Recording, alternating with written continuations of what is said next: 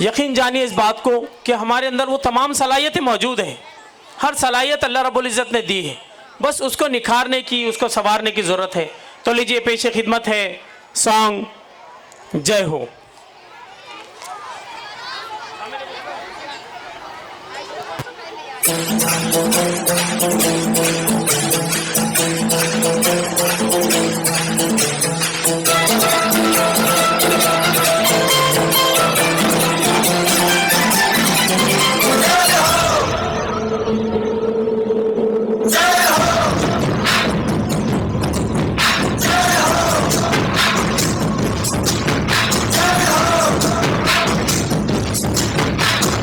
आजा आजा जिंद शामी आने के तले है, आजा जरी वाले नीले आसमाने के तले है।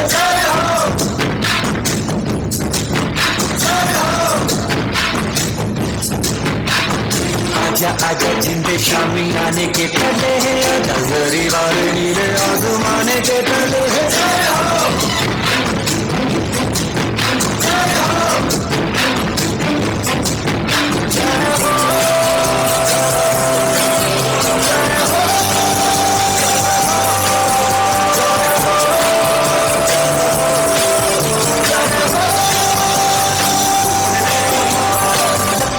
सच्ची में मिल जाऊंगी दवाई है, नच नच कोयलों पे रात बिताई है। अखियों की नींद मैंने फूकों से उड़ा दी, गिन गिन तारे मैंने उंगली जलाई है। राजा राजा जिंदे शामी आने के तले, सारी तारे नीले आसमान के तले।